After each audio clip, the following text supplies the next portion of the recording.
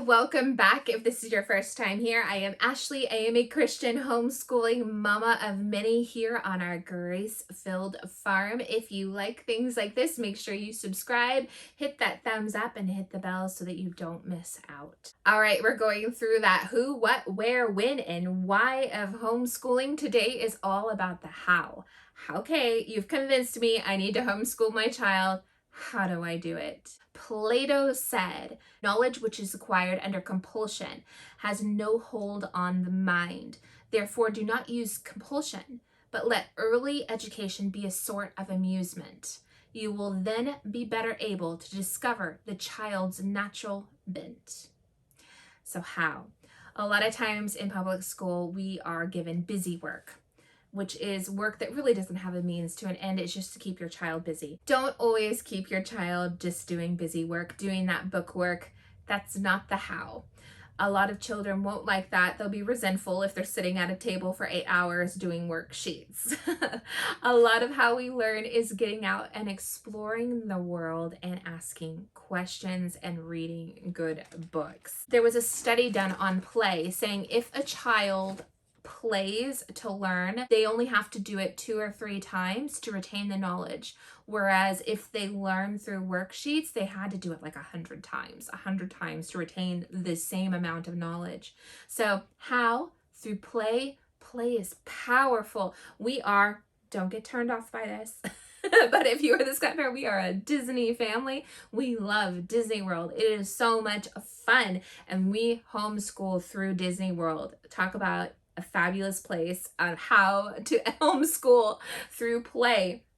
So if you've ever been to Disney World, you know that Epcot is a phenomenal place to learn about the world. You go around to each country of the world and there are stations set up where you can get your passport and you can learn all about that country of the world. There are people from that country serving in that little place, the little country in Epcot, and you can eat authentic food cooked by people that actually live there. You have the servers from there. It is such an authentic experience that when you step into Morocco at Disney World, you feel like you're in Morocco. My sister-in-law lived in Morocco for a long time and we showed her some pictures of Morocco from Disney World and she was like, oh my goodness, it feels like Morocco. It feels like I'm there again. And that's what it is. And we played to learn all around Epcot, and then you go to Animal Kingdom and you go on a Kilimanjaro safari and they tell you all about the animals to get your zoology in. There is so much homeschooling fun to be had, and we played to learn, and my children remember more. I might not be able to pay for them to take a trip around the world, but I can pay for them to go to Epcot and take a small trip around the world. And they learned so much. They remember walking through China and looking at the architecture and what that felt like, and going into the authentic shops and talking to Chinese people and eating the food from there. They remember what it's like to go to the Canadian pavilion and eat some steak. And they remember these things in an experiential way that can't be matched through a textbook. Not that you have to spend all the money to go to Disney World, but sometimes these playing to learn are so powerful. You know, make a dinner around a certain country and talk about that food and go, oh, that's what they eat in Africa, and tell them a little bit about Africa. Make a craft. These are things through play that are powerful to your child. They will remember that so much more than taking a quiz to learn about it and trying to. A lot of times whenever we take tests in public school, maybe you remember, I was public school, you just memorize as much as you can, as fast as you can. You cram the night before, you get to school praying you remember it, you spit out that knowledge on a test and you make a good grade, and you forget it all as soon as the test is over, like you are done. That isn't learning. That isn't learning. That is trying to make a good grade to get a check mark to get through. Learning is when you have fun and you remember things, and we're like that as an adult too. We see things, and when we have fun doing it, we're like, oh my goodness, I remember that because I lived it and it was fun. I did that. I put my hands on that craft, and oh, that's what they do there. That's so interesting. These are the same ways that your children learn. That is a wonderful how. Play to learn. It's powerful. Learning is powerful when you're playing, especially in those early elementary years with small children, especially with small children. I believe with all children, I learn best through play, but especially with those small children. If you have a kindergartner, a first grader, a second grader, they need to play.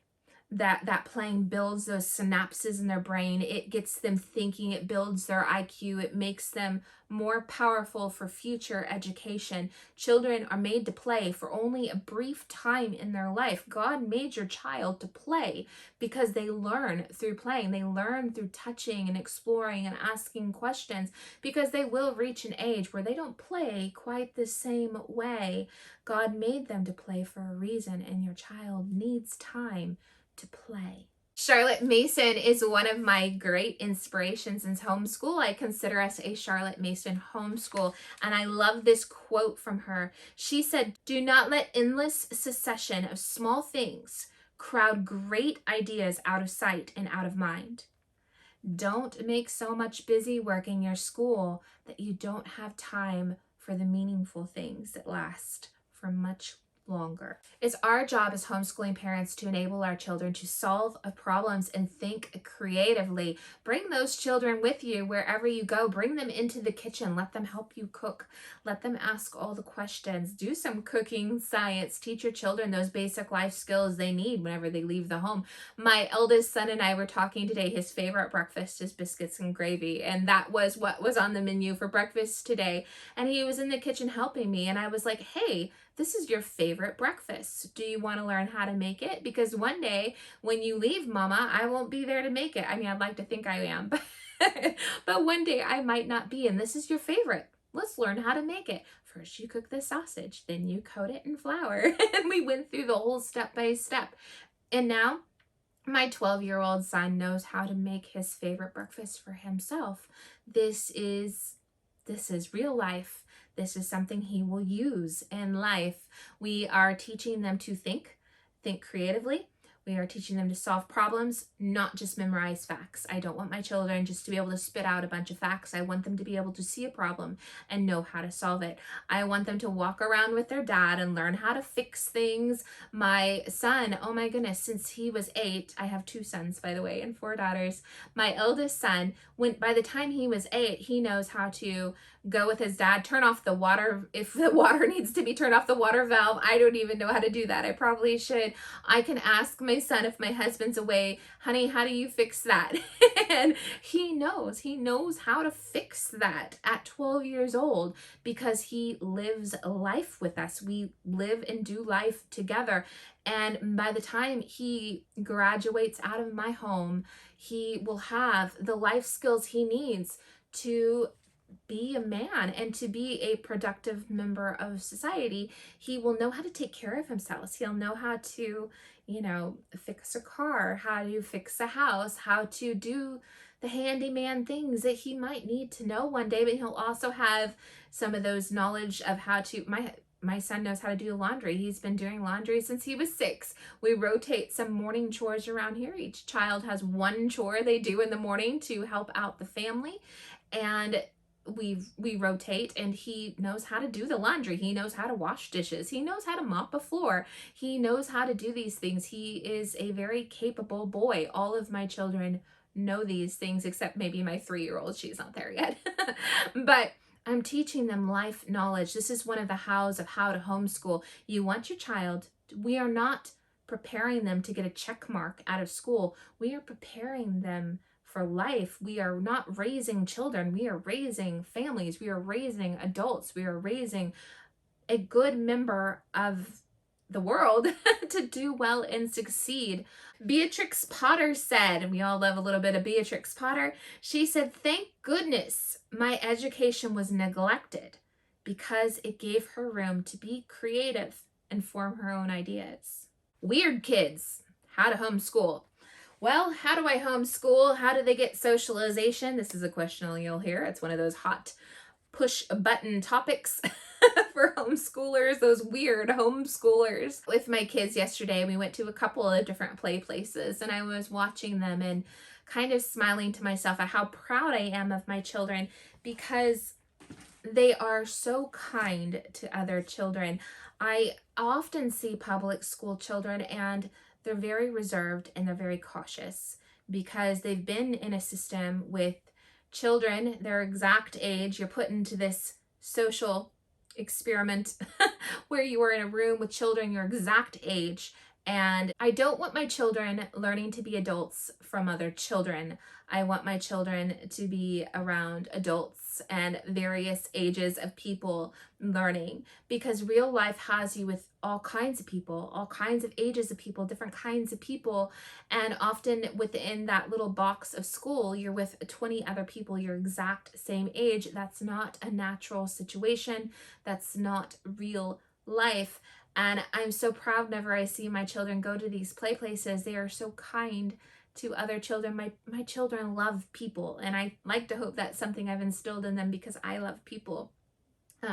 Even people who aren't good, I've taught my children to think of them as we are all God's children.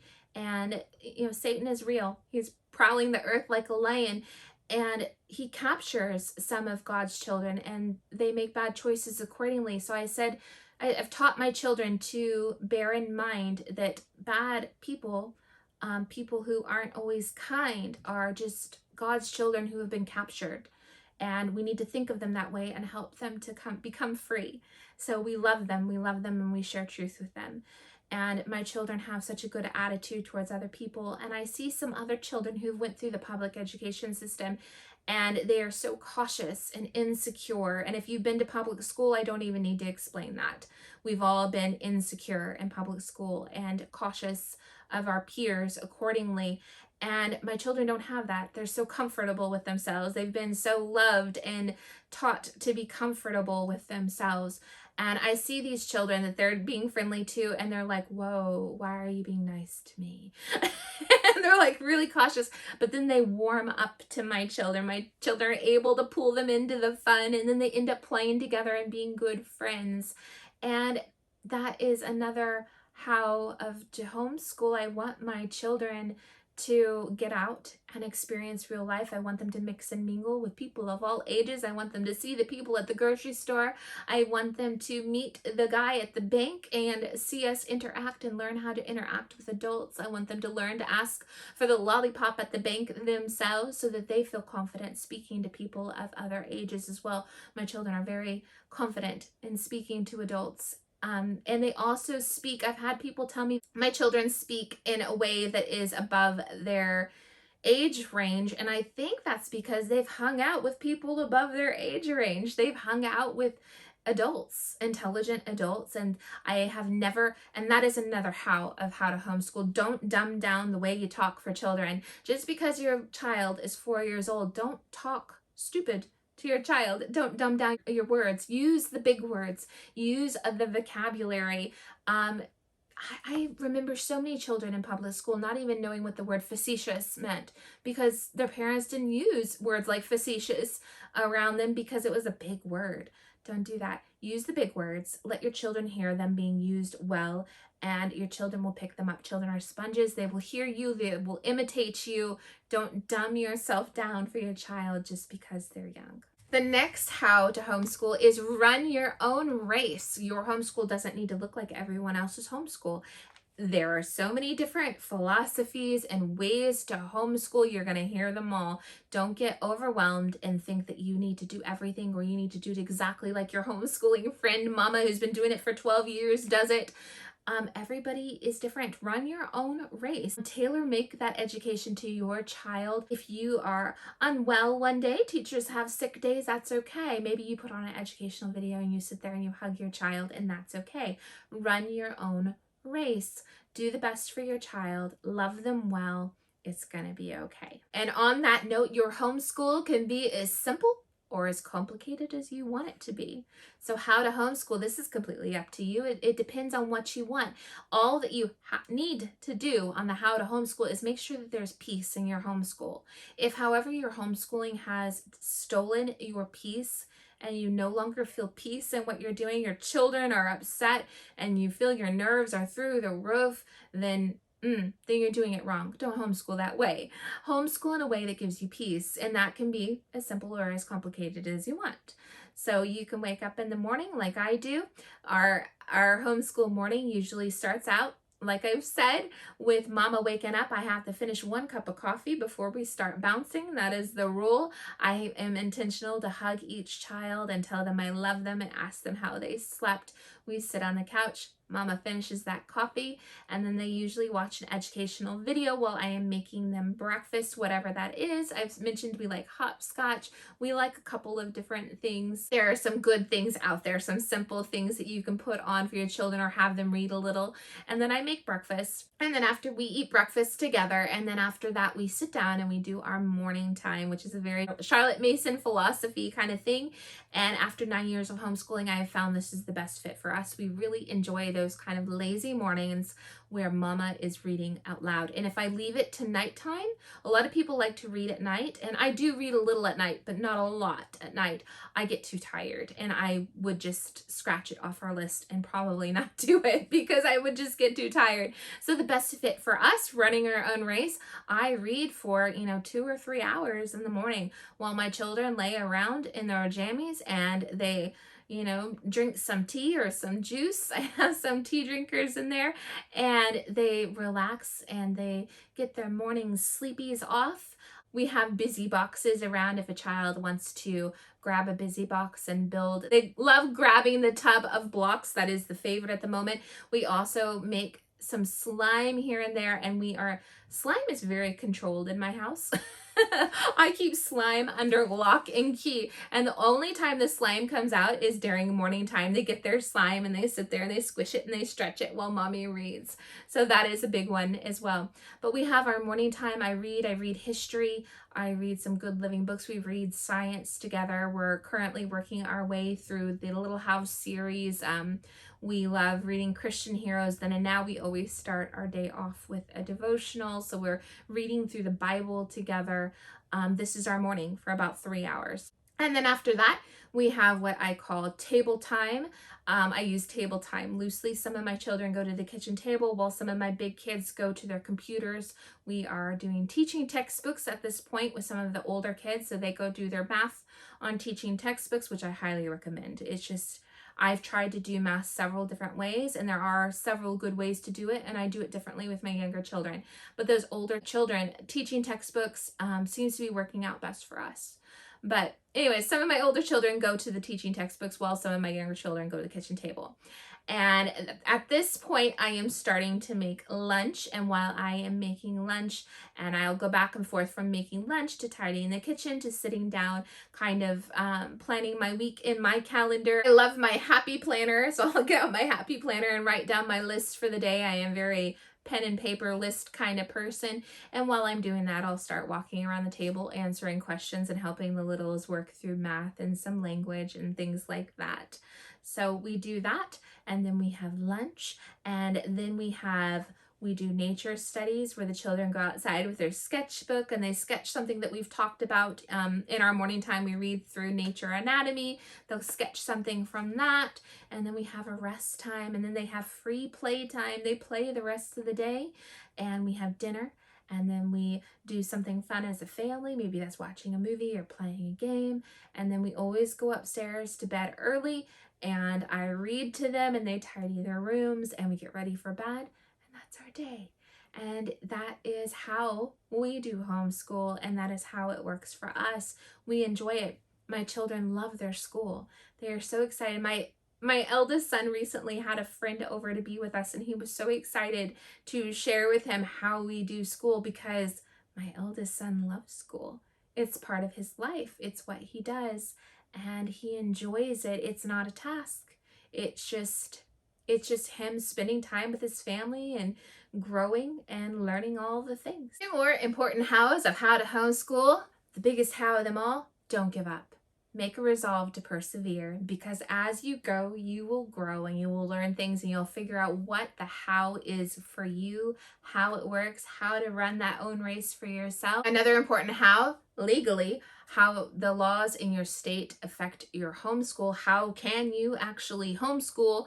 The HSLDA website, Homeschooling Legal Defense, go to their website. They have a map you can click on your state, and it will go through all of the laws in your state that you need to adhere by. Some states are easy peasy, some are a little bit more complicated, but all in all, even with the most complicated states, we are very blessed to live in a country where it is very doable and very possible for you to homeschool. So don't be intimidated by that, but make sure you look that up to see how you should be homeschooling in your state. No matter where you live, you'll find that you have a lot of freedom to create your homeschool in a way that helps your child meet their full potential. So how should we homeschool? Well, if you ask me, we should homeschool simply. We should be passion driven. We should live life together and from a place of peace. Don't get overwhelmed. You can do this. That's how you homeschool. Until next time, guys.